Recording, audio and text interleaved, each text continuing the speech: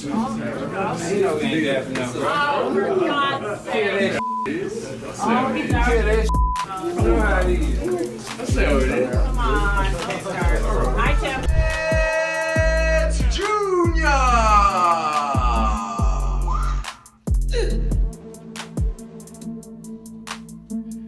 here we go. George Rose, take it away. Face-off time here in Sydney. We need everybody here in the audience to make some noise. Here we go. They face it off. Sydney, let's hear it for our main event of the afternoon.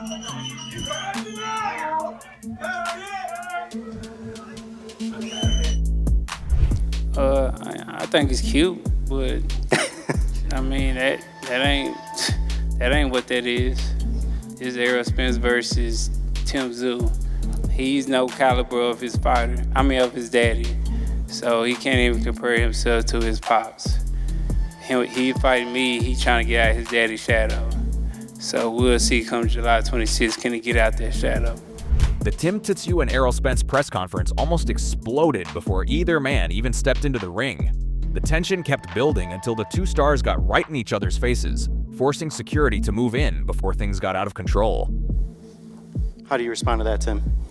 It's all right. He likes to talk it up as well. Look, I'm a very respectful guy. I came up to him before, tried to shake his hand, and he just walked past me like a disrespectful and that just shows the type of person he is, and that's all right, you know. Now he's out here talking about the comparisons between me and my dad. I've heard it all. There's every fighter that I've ever fought has said the same thing. Man, so you've been talking it's all right. on social It's all right. media, They shot dab me yeah, up. right. I'm not finna, bro, I don't play them games with people, bro. I don't dap up people who talk shit. And then when you see me, you want, hey, what's up, buddy? Like, I'm not one of those dudes, bro. Spence wasn't backing down for a second, firing off, "I've been beating champions for years. You're just the next name on my list." Tszyu shot right back with, "Your best days are behind you. I'm here to finish what's left." The crowd immediately came alive as both men refused to give an inch. I'm not one of those guys, if you talking social media, and then when you see me, you want to shake my hand. I'm very respectful. What are you talking about? I've been calling you one of the best fighters of this decade. I heard all the little stuff, right. and then want to give me a hug. Like, I'm not. It's all right. I'm cool with that. We'll we can hug after the fight. We can hug after the fight. All right, Errol, I'll leave you with final comments. What are fans going to see Saturday here in the U.S., July 25th, and Sunday in Australia, July 26th? I mean, it's a war, man. I'm not here to just shake and hug my opponents and all that. Like, it's a war. It's what it is. I'm coming into his hometown, coming to his territory, and I'm looking to take over. So I mean, why would he want to shake my hand? He's coming to destroy me. You know, coming to knock me off and retire me. And, you know, I'm coming to beat him and show him that, you know, he's not up to anything of my pedigree. So it's gonna be a great fight, and I know that I will become victorious come July 26th. Every stare, every word, and every step forward made it feel like the fight had already started. If this is how heated the press conference was, fight night could be absolute chaos. That press conference already had people wondering if these two were about to skip the ring and settle it right there. But the face-to-face interview somehow turned the heat up even more. You denied that hand. You didn't like it. Errol Spence, is that a sign of no respect or just the timing, the moment? I respect him, but it's more about the timing and the moment. And, you know, man, we're gearing up for, you know, coming into his home country. He's looking to retire me, you know, and I'm looking to take over in his country and disappoint him and his fans. So I just feel like, and I told him, I'll shake his hand and give him a hug after the fight. But right now, it's about war. It's wartime. It's time to go. You could feel it the second Tim Tszyu reached out for a handshake and Errol Spence shut it down. Spence made it crystal clear, saying respect can wait until after the fight because right now it's war. And I actually like that mindset. You're not flying across the world to make friends, you're showing up to ruin somebody's biggest night. Then Tim fires back with that calm confidence, saying, there is no war yet because the real one starts on fight night. That's the kind of answer that makes you pay attention because he never looked rattled once. Did you feel war before you got in there? That's all right. That's if we're gonna play like that, that's all right. You know, like everyone's each to their own. I get how it is. I'm good. I'm sweet with that. Is it war now, or was it war before now? There's no war now.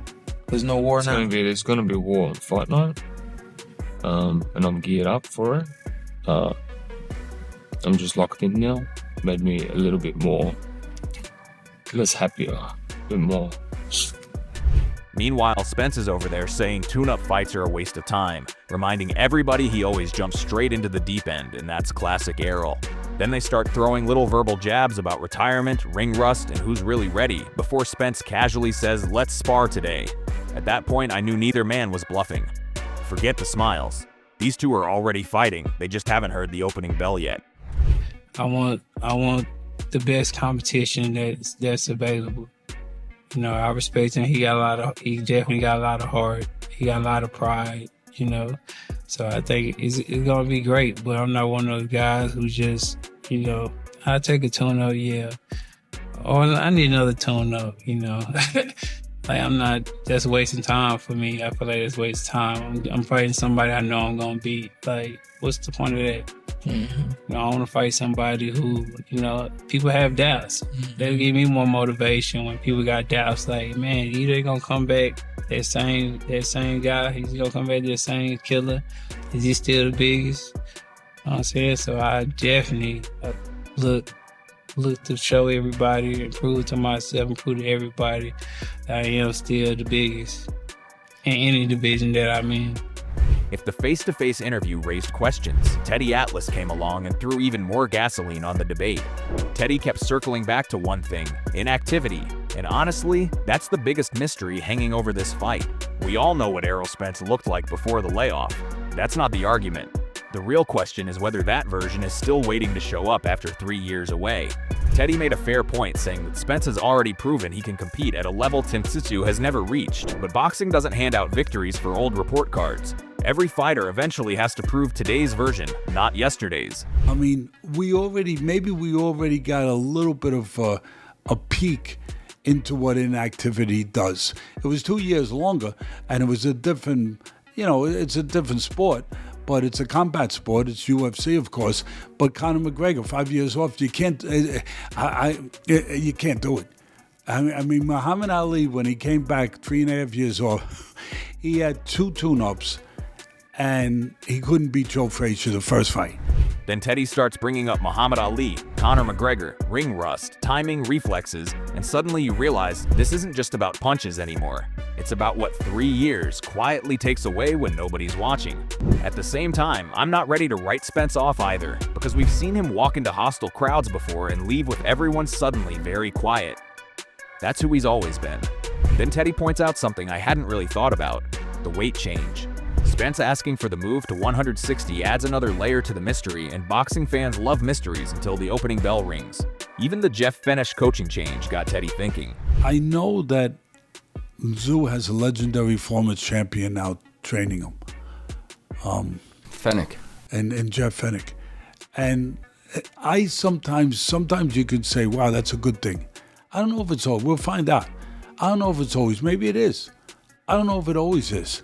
Because I've seen former fighters, I've been in the trenches seeing it, where former fighters, some of them become like Buddy McGurk, became a really good trainer. Andy Lee, become a really good trainer. But some of them don't. Some of Roy Jones didn't quite get there to that. And sometimes it's because they try to impose what they did onto the other. And it can't happen all the time that way. Not everyone could do what you did. Not everyone could do that. Because not every legendary fighter automatically becomes the perfect trainer. Sometimes experience helps, sometimes it accidentally asks a fighter to become someone they're not. That's why I love this matchup. Every answer comes with another question. Tszyu has activity, youth, size, and home advantage. Spence has the higher ceiling, the bigger resume, and the confidence of a man who has never cared where the fight takes place. Teddy leans towards Tszyu because there are simply fewer unknowns. And I get it, but here's the funny part. Every time people start convincing themselves this fight is easy to predict, it somehow becomes even harder. That's exactly why all this talk is fun, because once that first punch lands, every prediction suddenly has to earn its paycheck. But again, Spence, smaller man or not, was the higher level, in my mind, and on paper, the higher level talent fighter than Tszyu. But Tszyu his advantages are obviously, again, simplistic. He's fighting at home. He's been active. Yeah, he's been knocked out twice, but he's been active. He had a couple wins in between his last loss. Build-up wins, confidence builders, all that stuff. 5 years younger. 5 years younger, and he's he's again natural bigger guy. And that's where Jeff Fenech's perspective makes this fight even more interesting. Because while everyone else is busy counting ring rust, weight classes, and question marks, Jeff is talking about something you can't measure on a stat sheet. He kept saying Tim Tszyu doesn't need to win the press conference, he just needs to stay locked in. And honestly, that's the version of Tim we've seen all week. No extra talking, no chasing headlines, just a guy who looks like he's already mentally inside the ring. Jeff even said the biggest victory of camp wasn't teaching some magical new combination, it was making Tim happy again. Now that's a curveball. Most trainers spend fight week talking about jabs and footwork, while Jeff is over here saying a happy fighter is a dangerous fighter. I actually like that because confidence isn't always loud. Sometimes it's the guy sitting there with almost nothing to say while everyone else keeps asking for a reaction. My legacy's done, brother. All I'm doing, that. Understand that. What I'm doing is I'm helping a young kid who needs help. Yeah. Win, lose or draw, I know I've helped this man, Yeah. or this young man. I know I've helped him tremendously. I mean, you get all these people asking questions, asking me questions. And listen, there's only one person you've got to ask. Go in the other room and say to Tim, how do you feel? Are you happy? Have your preparation been right? Don't, that's Jeff Fenech going to help you. I've more than helped him. Like I said, I've made him a happy human being. And he hasn't been that for a long time. And I'm so proud of doing that. Then Jeff starts breaking down the strategy, saying Errol's going to try making Tim fight his fight, while they're planning to drag Spence into theirs, and that's exactly what high-level boxing becomes. It's a battle of ideas before it's a battle of punches. What also stood out was Jeff refusing to make the moment about himself. He kept saying his legacy is already complete, and now it's all about helping Tim become the best version of himself. That's the kind of confidence that doesn't need a microphone. Even when the interviewer started painting victory pictures, Jeff shut it down immediately and brought the conversation back to one round at a time. I respect that because championships are usually won by people thinking about the next 3 minutes, not the celebration afterward. So now we've got Teddy Atlas questioning the unknowns, Jeff Fenech backing the mindset, Spence betting on experience, and Tim trusting the work. Everybody has a different answer, which usually means boxing is getting ready to ask the only question that really matters once the bell rings. We've got a huge job ahead of us. I mean, all these people saying, what's Jeff Fenech going to do? I've already done what I need to do. I've made Tim happy. I've given him the best camp that he's had. I mean, everybody says, I've had the best training camp. Well, this is not the best training. This is completely different to what Tim Tszyu does, and it's a completely different Tim Tszyu that I'm talking to. I've spoken to him prior to fights before. You don't get much out of him. He's not sour, but he's not happy. He's always in that mental state that I'm just trying to kill somebody. He's not in that state now. He's in a state that I'm the happiest guy in the world. I'm going to go out there. I'm going to prove to the world that I'm the best fighter. That mindset Jeff Fenech kept talking about is exactly why Paulie Malignaggi refuses to rush into a prediction, because he keeps coming back to the same point. This fight has more questions than answers. I actually respect that. Too many people are acting like they already know what's going to happen, while Paulie is basically saying, let's see what version of Errol Spence actually walks through the ropes first. That's the million-dollar question. He said Tim Tszyu's strengths and weaknesses are already on the table, but with Spence we're all guessing after 3 years away. Then Paulie starts breaking down styles, and this is where things get really interesting. He reminds us that Spence isn't just some guy who marches forward. Everything starts behind that southpaw jab before he digs to the body. And if that old rhythm is still there, Tim is going to have problems. But then he flips the script again and asks whether that punch resistance is still the same. See what I mean? Every answer creates another question. Is there really an expert opinion when a guy's been out for 3 years? How do you know what you're gonna get? You know, it's very difficult to just pinpoint it for sure. You know, it's like we know how Tim's been looking. We know where Tim's showing some flaws, and we know where Tim's showing some strength, right? Even in this little recovery of a couple of wins he's had recently, with Errol, we have nothing. We have nothing at all. I don't. You know, I'd love to be able to break down and detail and things like that. You know, Errol's usually a machine. He comes forward, he presses behind a high guard, and all this southpaw stance, southpaw jab. But does he have punch resistance left, you know?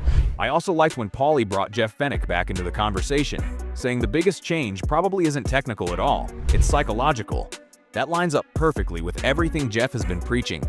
A happier Tim, a more aggressive Tim, a Tim who's willing to push the pace instead of waiting around. Paulie even pointed out that backing straight up against a left-hander like Spence is asking for trouble, so don't be surprised if Tim tries to make this uncomfortable from the opening bell. And then Paulie casually drops one of the funniest lines of the week, saying he'll tell you how the fight goes after round 2.